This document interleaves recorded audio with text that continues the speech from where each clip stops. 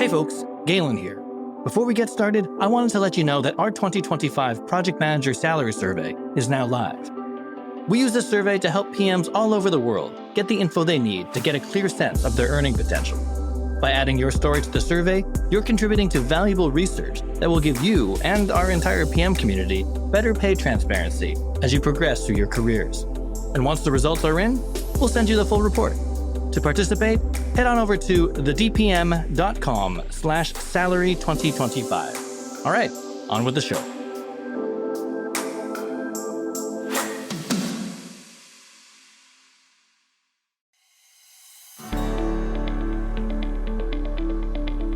Hey folks, thanks for tuning in. My name is Galen Low with the Digital Project Manager.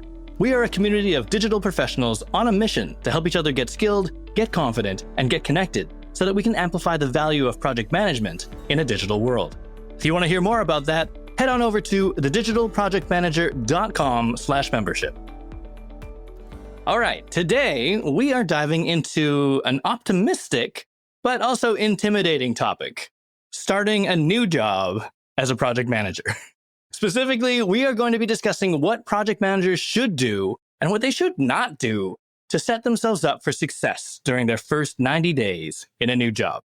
With me today is Mukhtar Kadiri, Program Director, Career Coach, and PM Recruiter at WorkTipsPro, and someone who is known for helping project managers land roles that pay in the $100,000 to $300,000 range. Mukhtar, thanks so much for being here today. Thanks for having me, Galen. How are you doing? Not too bad. Mukhtar and I are both in Toronto, and it is like the first windstorm of winter. It's not even winter yet, but like the first winter windstorm.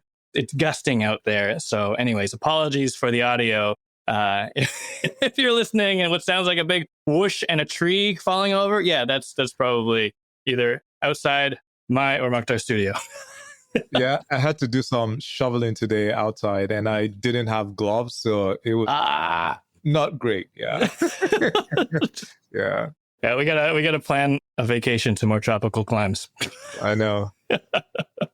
Well, I mean, okay. I gave it away. It's winter when we're speaking right now. At time of recording, we're at the beginning of December, 2024. 2024 has been a tough year in the job market for project managers and other roles in almost every industry. We're seeing layoffs, we're seeing job insecurity, and a lot of people, it's a tough time. And Mukhtar, when you and I, we were talking before this conversation, we're like, you know what?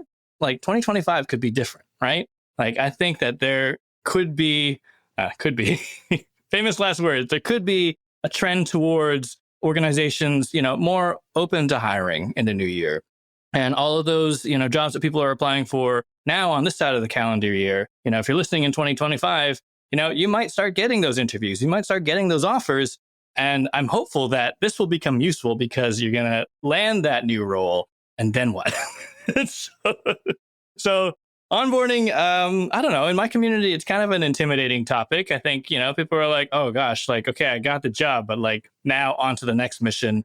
How do I not suck at it? How do I not step in it when I, walk through the door? So I thought maybe I'd lead with that question, actually. Like, I'm just wondering, what's the biggest thing that you see project managers maybe do a bit wrong during their first 90 days that might actually end up like limiting their success or maybe even like negatively impact their reputation, like right from the get-go? I just want to really acknowledge that, first of all, it's very normal to feel that uncertainty. I think this is something that many of us go through.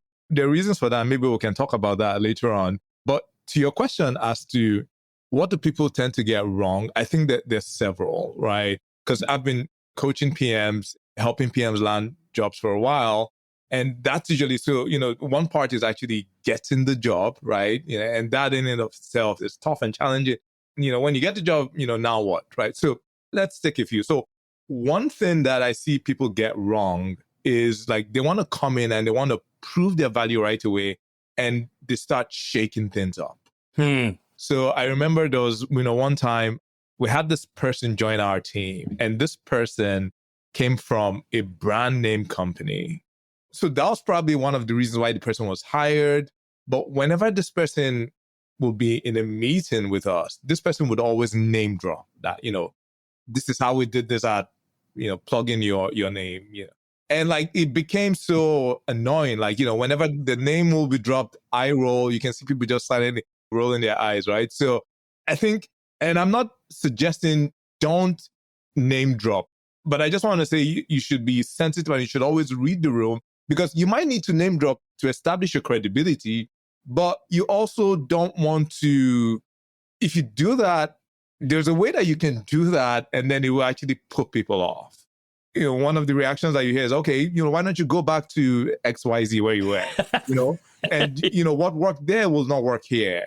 So I think that's one thing that you should be careful of. It's really just having that awareness. So I think that's one thing that I see people do wrong. Another thing is, and this is slightly related, is just really trying to shake things up right away without understanding why things are the way they are. Because it's very easy to come and just, shake things up and just put together your plan. But I think you would be more successful and you would actually be more effective if you're able to articulate why things are the way they are. It's respecting history, respecting tradition. And like, okay, maybe this was the best decision then. And I can see that. But, now we need to sort of pivot. I think when you do that and when you can articulate that and let people know that you get it, you'll be more successful in terms of effecting change, right? So that's another thing. And another thing that I see people get wrong, and I've made this mistake myself, is that people don't necessarily understand who really has power. Because it's easy, you come in and you're like, okay, let me see the org chart. And you see all the pyramid goes all the way. All right, this is the person I need to. So one example was I was brought in to lead this project and, I was kind of like in a consulting capacity. So I came in and there was this person who actually, the person's name that was on the contract. So I was introduced to this person on the client side, like, all right, you need to keep this person happy. So I met with him and we mapped out the strategy. And, I started to meet other stakeholders and, to try to sort of build credibility on us. And then I met this one stakeholder and oh my goodness, she like let me have it. I don't remember ever getting that kind of like dressing down in my career. Since then, before then, I've never like, it actually felt like I was back in grade school and I was really being, so it was really bad. And apparently she was the most powerful stakeholder. Her name was never on the contract. It was almost like she didn't even have a title, right? And, so when I now understood that, like, so now I had a very difficult task ahead of me because this is apparently the most powerful stakeholder and I'm already on her bad side, right? So I re-strategized, put together a plan, like, started doing one-on-one meetings with her, like just really listening. What are her main challenges and all of that? Emails, reports, workshops, who does she think I should talk to and all of that. So I ended up doing all of that. And she went from critic to ally. I did a post about it. She went from critic to ally, from ally to champion, and from champion to mentor.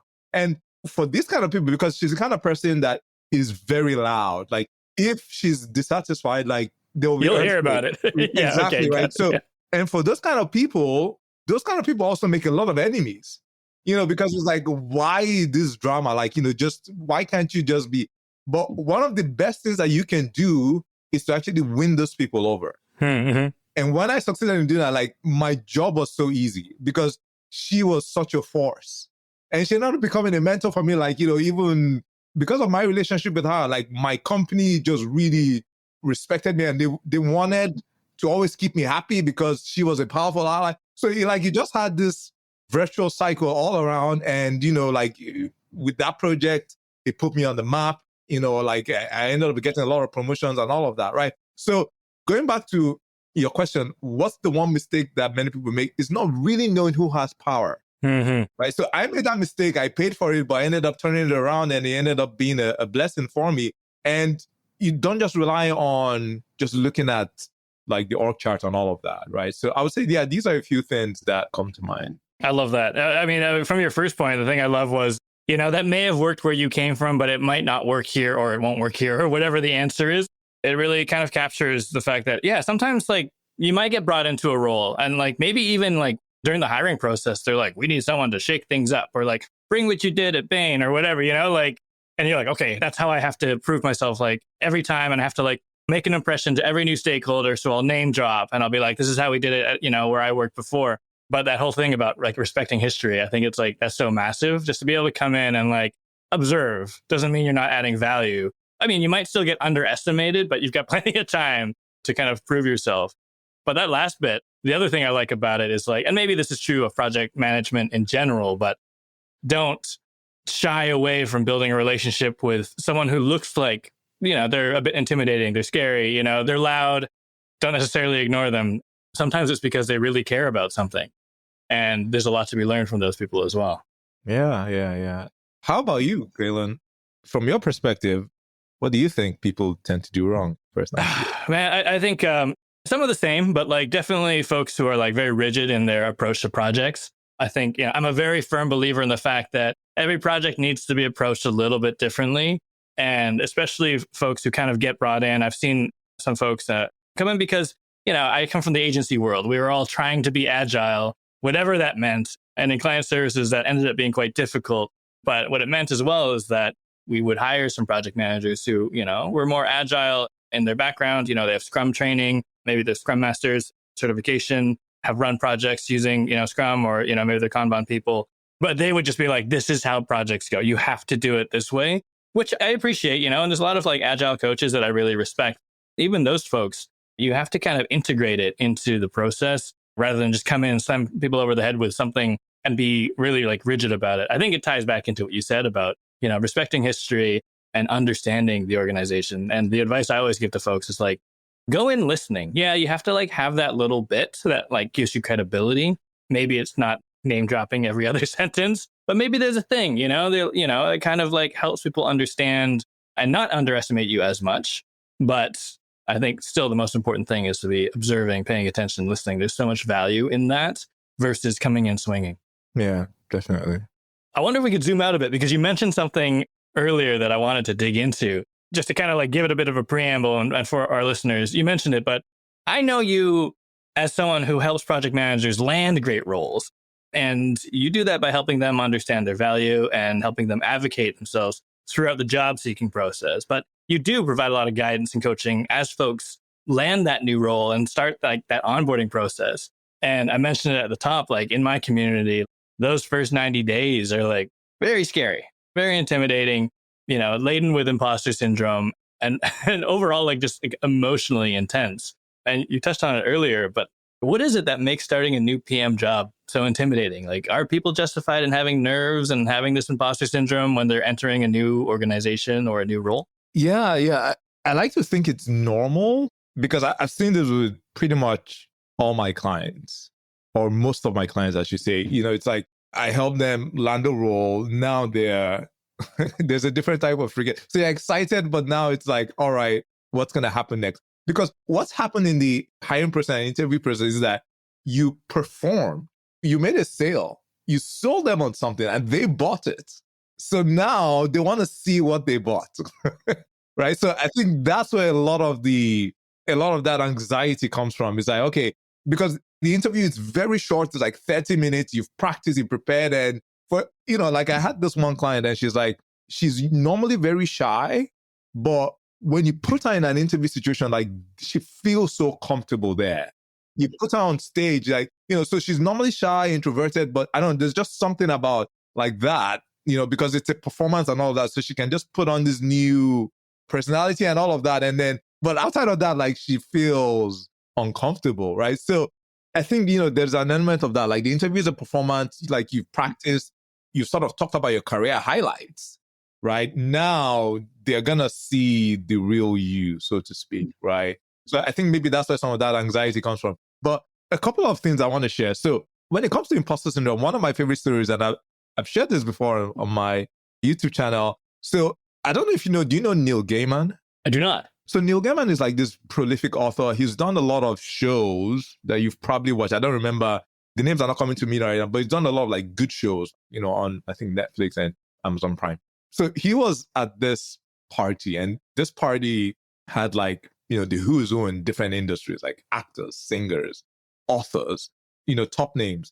And, he was feeling a bit out of place and intimidated. And then he met this gentleman called Neil, because they're both Neil. So I guess they started just chatting.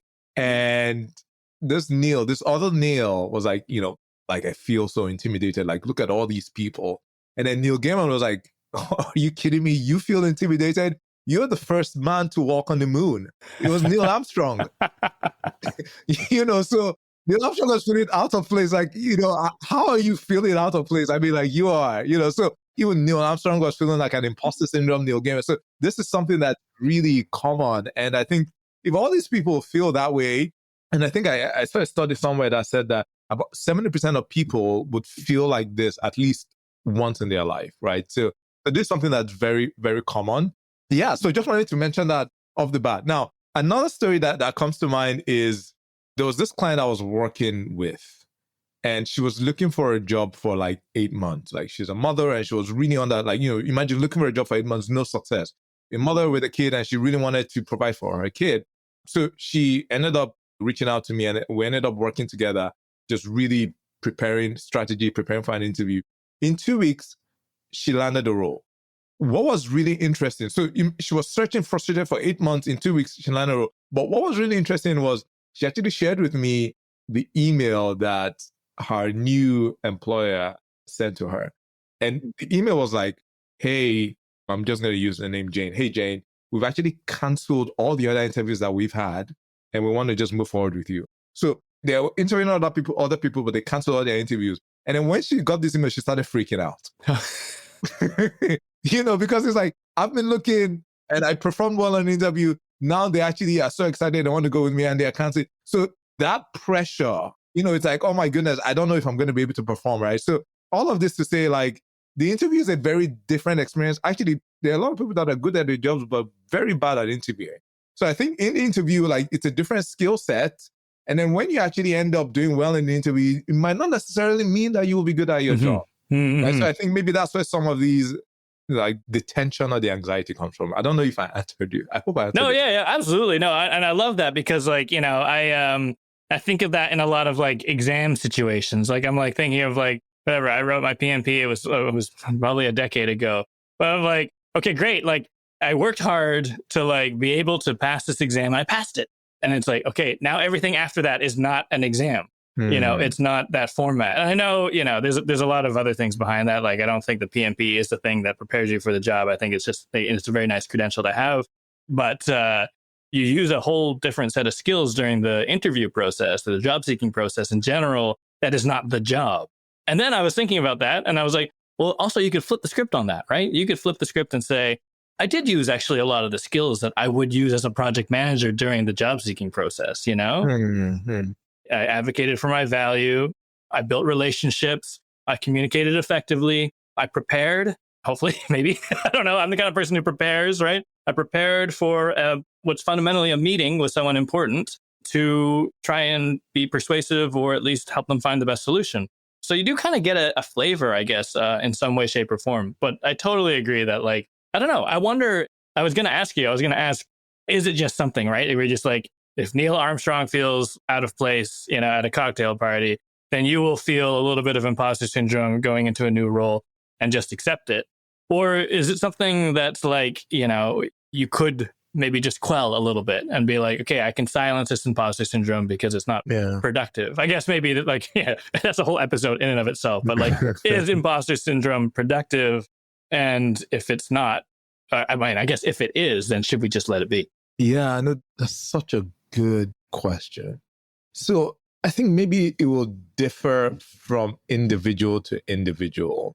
Maybe before we go to individual level, I think anything that's too much is a problem, like, too much anxiety. So if it becomes crippling, then yes. But like, for me, I've noticed that. So I've been a program manager for over a decade. I've led cross-functional teams. I've managed like really large, complex programs in different industries, right? And I mean, I think I'm very good at my job, right? And I've gotten a lot of like feedback, like the market says that, right? But if you give me a $50,000 project today, right now, I'll still feel anxious about that project. Mm-hmm. Mm-hmm. There's something, a project by definition is something that hasn't been done before. It's new. There's an aspect of it that is temporary. And you don't know the future. There's still, that project might not be successful. So I think that's where some of that anxiety comes from. And for me, I think that uncertainty, that anxiety keeps me sharp, right? Where I cannot be overconfident, right? And, I'll be honest, sometimes that anxiety for me, sometimes I need to sort of slow down and manage it. But I think for the most part, it helps me to be productive and to be a good project manager, I think.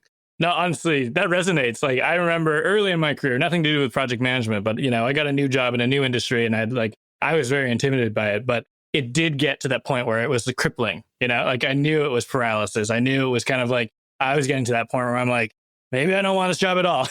Like, maybe I'll just say no, thank you. But if it's not crippling, I was watching Inside Out 2 with my family the other day, and anxiety is a character.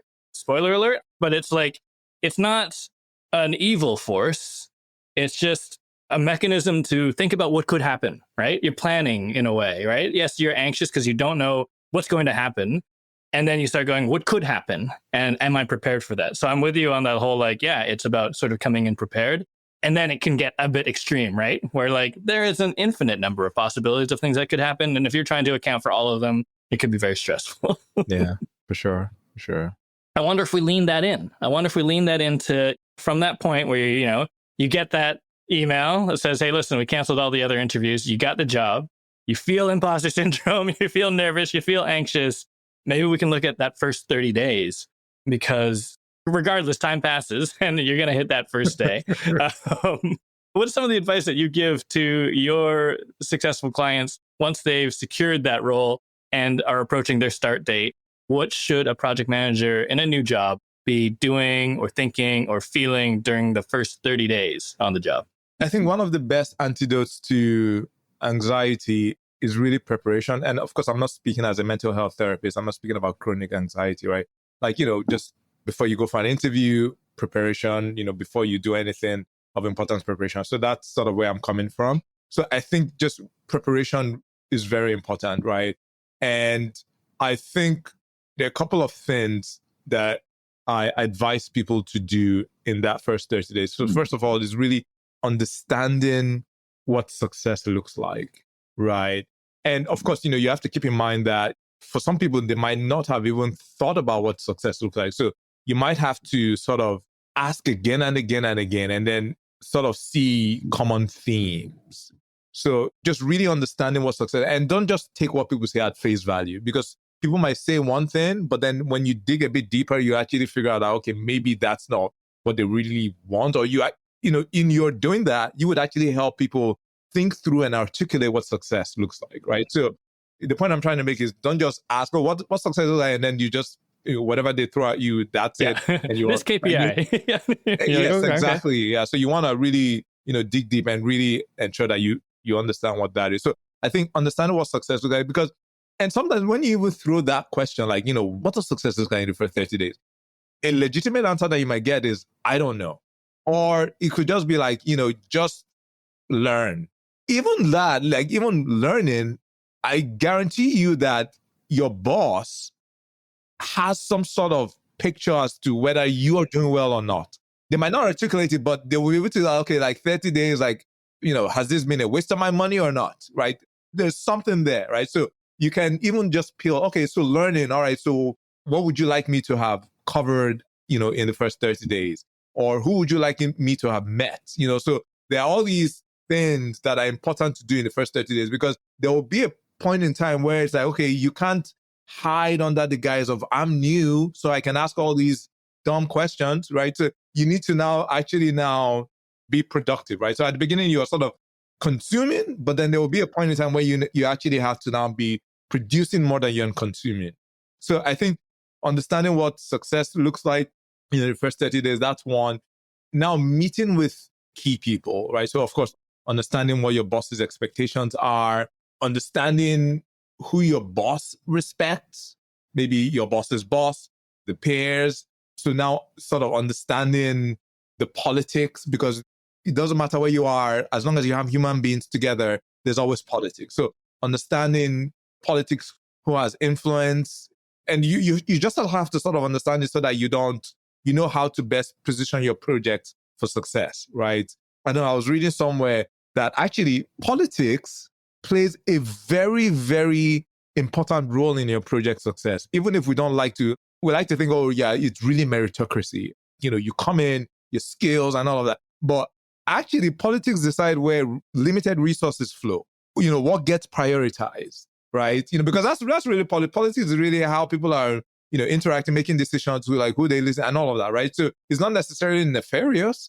It's just, who gets listened to, how are things prioritized, and where do resources flow. So if your project is not on the receiving end of all of that, it's doomed for failure, right? So you need to understand that, and so you can position your project, to be recipients of those things, right? So I think understanding politics is also something that's very, very, very important. Yeah, I definitely agree. You raise a good point about the other side of the coin, right? Like, you start a new role and you're like, okay, like half of me is like, okay, my first 30 days, like that's such a short period of time. All I can do is kind of, like learn and listen. The other half of you is going, but I need to prove myself and I need to jockey, to kind of demonstrate that my hiring manager hasn't made a mistake. But I like the sort of flip side of it of, has this hire been valuable? Like, are they kind of on track after the first 30? And it gets me thinking about that, like quite often, not always, but quite often, there'll be that 30-day check-in and it's meant to be informal and it's probably in your calendar as like check-in, right? And it's like 30 minutes, 15 minutes on a Thursday or whatever. But if you work backwards from there, actually, like that's the point to work backwards from in that 30-day period to be like, what am I going to say? Like I met with 2 people and I think I learned some stuff. Probably isn't the strongest answer, but I love what you said about the meeting key people and also paying attention to who your boss respects, because you become part of the fabric of the politics as well. You're a reflection of, your bosses or your team's capabilities as they're jockeying for resources and, in favor and priority. And even just having had conversations with key people and understanding, what they do and where they're coming from, what their motivations are. I think, that is valuable in my books. If it was my hire, I'd be like, great, I'm glad you sat down and talked to those people. I'm glad you learned about the business because now we've got a really strong foundation to grow from. And you've already it means you're already established. You're not invisible. Hopefully you're not pissing everyone off that you meet, but that you are connected with these people. They know you exist. They know what you're working on. And now you can sort of navigate your projects or steer your projects in a thoughtful way. Yeah, no, definitely. And just as you're speaking, one thing that came to mind is I'm a big fan of one-on-ones with my boss, right? And I think it's also very possible and, sometimes common that when you get in, your boss barely has the time and you have to sort of take ownership of that. Like you have to own that relationship with your boss, right? Because that is the most important relationship. It could even be one of the most important relationships in your life. Because if you don't have a good relationship with your boss, it spills over. Like, it's like you dread work, you spend most of your life at work, and then everything outside work gets affected. And because, your work is your main source of livelihood, if that's not going right, like you're not at peace, So I would actually take advantage of that because there are some bosses that they're so busy, they can't even mentor and all of that. So you have to sort of put the one-on-ones on their calendar. Like, okay, I'm going to be meeting with you every week just to check that I'm on track, our expectations are aligned and all of that. And it's not a matter of babysitting. It's you just coming in with an agenda and saying, okay, this is what I'm thinking. Do you agree or not? Or, or this is the help that I need and all of that. So I think when I've done that, many bosses have appreciated that. So that, when it comes 30 days or when it comes 60 days or 90 days, there are no surprises, right? And also what that helps with those one-on-ones, just FaceTime just really builds that, you're building trust and you're building that foundation. Because what will happen is that there will be naysayers, right? Especially when you're coming to change things up, because a lot of times, like you'll be part of a project, maybe to bring in a new tool to transform something, there will be naysayers. And when things come to your boss from the grapevine, like, okay, like that credibility that you build with your boss would help to withstand and to even fight all that negativity, right? So I'm a big fan of really just being in lockstep with my boss. And that includes like regular one-on-ones. That's so interesting that that relationship is like resilience and like defense. Exactly. Yeah. Through trust, right? Yeah. It's not like this combative thing, but yeah, like being in front of it ties back to your first point, right? About like understanding what success looks like. Sometimes it won't be that clear and sometimes your boss will be too busy to even tell you. But yeah, I agree with you in the sense that like, I know a lot of folks who are like the best thing I can do in the first 30 days is like spare my boss's time because their time is precious. Not always the right answer, because I think you raise a good point about like interfacing with them. That's going to help. Yeah, no, for sure. Yeah, sorry, just before you move on, it just reminded me of, somebody, because I'd given somebody this advice and the boss never did one-on-ones. But this was in a healthcare setting and this was in a like mental health setting. So the boss is like a therapist, but she is in the project management space. So it's kind of fascinating because the boss is a practicing therapist and they have one-on-ones with their patient and all that. And, or like, when it comes to outside of their practice administration, the boss was almost like, yeah, I mean, they never do one-on-ones. What's the point? But then I advised this person, like, just put the one-on-ones on the calendar, just have it recurring. And then, like, after 2 meetings, the boss was like, actually, this is a good idea. And the boss will be looking forward to the one-on-ones because things will come up. And she knew that she had this avenue to now discuss the things that are top of mind. So, because you can't just rely on a team meeting and all of that, because there are things that you can't necessarily say. But the fact that the boss knew that there was this one-on-one time, like, the boss will now start looking forward to that time to actually discuss important topics. So yeah, I just thought I should mention that, so I'm a big believer in one-on-ones. Yeah. No, I love that. Yeah, and you're right. Like, because like a team meeting situation won't let everything rise to the surface. And I also like the sort of the flip side of the coin again, right? Which is like, there are bosses out there who are like, oh, I'm going to be that annoying boss that wants to like check in with them every week, like I don't want to be that person. Maybe I'll just leave them alone. It could all get lost in translation. Yeah, for sure. I wonder if we could look beyond that first 30 and like kind of, talk into the 60 and into the 90-day period. We'll blend both together because I imagine that some of them won't necessarily have this sort of clean break after like 2 months or whatever. Yeah, like, once a PM has gotten their feet wet in the first 30 days, like what should they be shifting their focus to from, days 31 onward? So at the end of the day, you are brought in to solve a problem or to solve some problems, right? So there's pain a lot of times, which led to the company forking money to actually get you on board, right? So I think you really need to keep that at the back of your mind, right? So, and basically it is, how do I ease pain, right? So what I would recommend is, how can you start taking things off people's plates, right? So more than likely, when you come in, maybe your boss is doing your work, right? So it's, how can I start taking things off your boss's plate, or maybe somebody else, like a peer, or someone. So I would say just looking for some of those quick early wins. I think that will go a long way, because just going back, like, you're establishing your credibility. And I think if you can do that, that would really make people start to see you as a good investment. Oh, I love that. I think that like easing pain, and also like just a good mobility move overall. Like, yeah, sure, not taking like suddenly trying to take over everything and like take over your boss's job or other people's jobs, but, contributing, right? It's like, great, I did 30 days of learning and talking to people, and now I understand what success looks like. You should have a pretty clear idea of the pain you're meant to solve and then start solving it, whether or not that is like in your job description, I guess. I don't know. I guess I have to be careful about saying that. But what I mean is, not just like, oh, yeah, you're here so that someone runs the project and, because there was no one to run it before and now there is. So that's good. As long as you're doing that, that's fine. But also, what's your team contribution? What are you contributing? And, honestly, sometimes that, is like contribution to culture as well. Just like getting to the point where, yeah, you're proving the value of your work and that people enjoy working with you and that you're sort of building respect. But yeah, also like in a way that's, I think, saving people time and energy is never too bad of a play, I guess. For sure.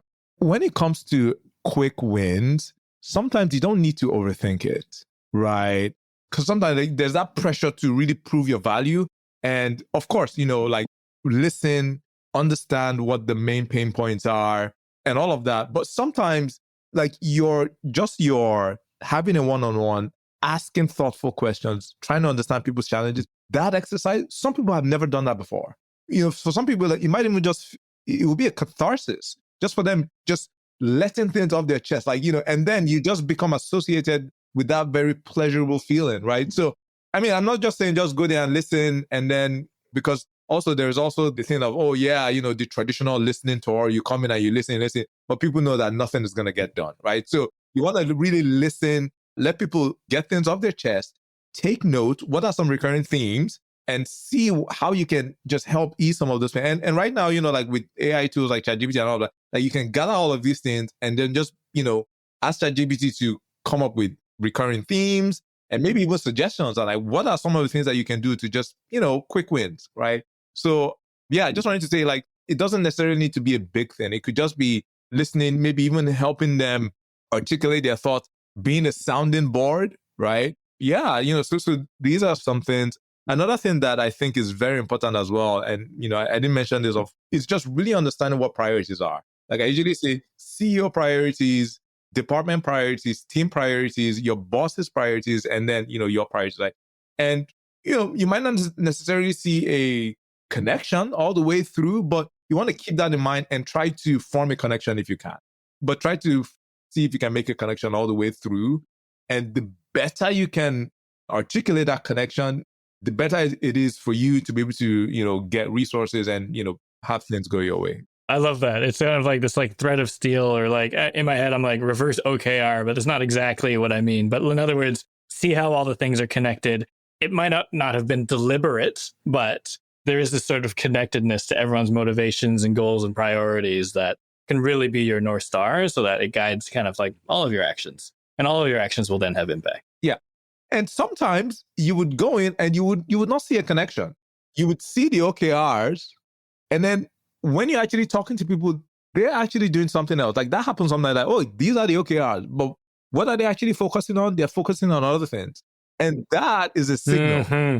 And that is a signal that you can, okay, like, what's really going on here, and then, that can lead to conversations. Okay, maybe our OKRs are wrong, or maybe we need to repivot, or maybe we need more resources. We need to make a case for more resources because we keep on saying this, but we're doing this, right? So, but I think, you want to start with understanding what the priorities are and then seeing whether the actions on the ground are actually measuring up.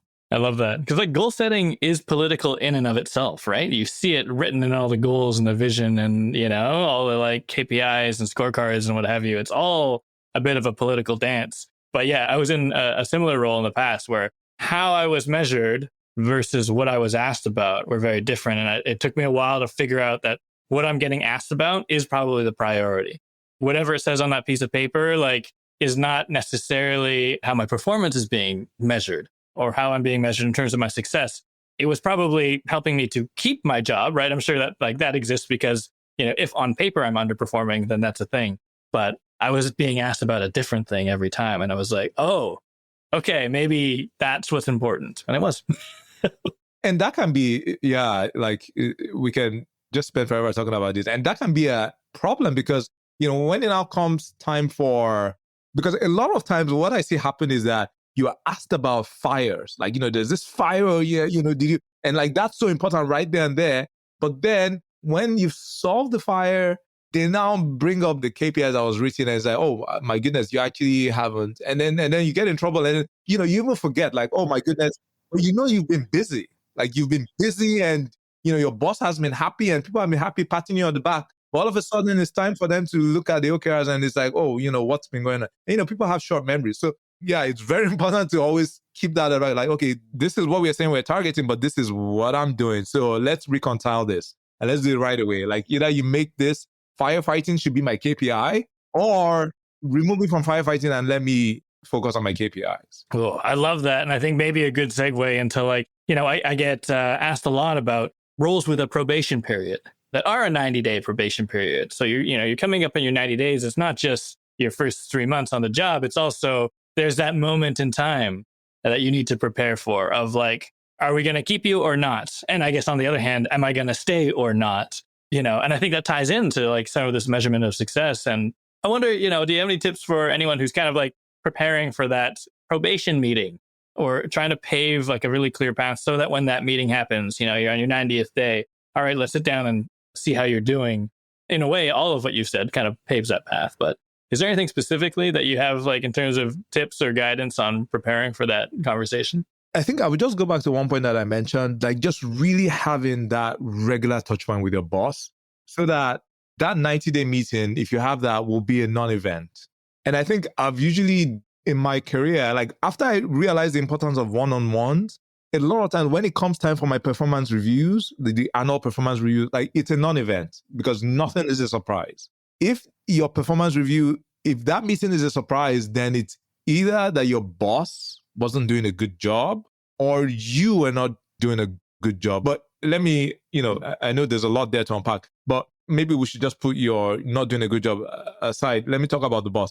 As a boss, if you're going to let your employee know for the very first time at the end of the year that they're not doing a good job, then you have failed in your job as a boss, right? Because that should not be the time. You should have coached, mentored, even try to rectify the problem before getting there, right? So, which goes back to the point of just having regular touch with your boss so that you're always aligned on expectations and then you can always recalibrate. So the 90-day checkpoint is a non-event. The 1-year checkpoint is a non-event. I think that's actually a good mantra. Even just like spend this 90 days making sure that nothing is a surprise. Yeah. Yeah. No, I was just going to say, just to add to that, I know, a lot of your viewers and listeners are familiar with retros. One thing that I've liked to do is also a self-retro. I think, we can be good at doing regular retros, lessons learned with the team, but also just maybe even spending a few minutes just to do a self-retro, like, just what have I done well? What could I improve on? And what should I do differently going forward, right? So I think just asking yourself those 3 questions could go a long way, just doing that regularly, right? Because a lot of times I forget to do that, right? Because you're always so outward focused, the team, the project, and all of that, but you forget to do that. To make sure I'm getting it like as a personal thing, not to like bring into a meeting with your boss to be like, hey, I did a retro. Here's some things I did terribly. No. Yeah, please don't do that. Yeah. This is just for you. And because this profession that we're in, I mean, it's a craft, right? And that's why I love it. Like, it's like, I did a post the other day about career paths for PMs. And somebody just left a beautiful comment saying, I just love being a PM. It's just about, give me a more challenging project. And like some people just love that. Like, it's a craft. You can't quite reach the pinnacle. You can continue to polish and refine the craft, right? And, for some people, they're happy. Well, for some people, like they want to go into leadership positions and all of that, right? So there's always room to polish and hone your craft. So I think, those 3 questions can help you do that. I thought I'd round out with this. Some folks are listening and they're like, these are great tips, but I am like 6 months into my job. I didn't do any of those things. If somebody is listening and they're like past that period, they're not new anymore, has the ship sailed? Or do you have some examples of how you could maybe circle back even after your first year and still benefit, even though you're not new anymore? Yeah, no, I think that the ship has not sailed. And I think that all of us benefit from having 90, like the 90 days keeps on repeating because it's very difficult for you to have a 1-year plan. Like things change, things are very dynamic, right? So after this night, your first 90 days are over, your 90 days in a way reset in that, okay, you have the next 90 days for you to achieve something, right? So I think every quarter you should be recalibrating and trying to decide, okay, what are the main things that I'm going to try to achieve, right? So I would say that if you've been at a role for 5 years, for 5 months, you should get into the practice of having a 90-day plan or 1 quarter plan. And companies do this, right? There's, okay, this quarter planning and all of that. So there's no reason why you shouldn't have that for yourself at the individual level. I love that. I never really thought about it that way because the first 90 is always so focused on like, how can I make a good impression and like stay in this role? I hadn't really connected it to like personally like quarterly planning, which I'm a huge fan of because I just think it's a good measure of time to like be able to do something and measure results. Man. That's cool. I love that. Mukhtar, thanks so much for spending the time with me today. It's been a lot of fun. Where can people find you online if they're not already following you? Yeah, so on LinkedIn, use my name, Mukhtar Kadiri. And you can find me there. Follow me. I usually post posts every day, 5 to 6 times a week. And I talk about, project management, program management. Also, I help people land $100,000 to $300,000 roles. So I post a lot about that, the job search and all of that. And so LinkedIn is the best place to reach out to me. Connect with me. I would love to connect with you. I'll add the link in the show notes. Also, do you still do the YouTube thing or have you got something new coming up? Yeah, so I have a YouTube channel. I haven't posted in a while, but we are working on a new podcast that's going to be coming out soon. And we have pretty good things coming out that I'm really excited about.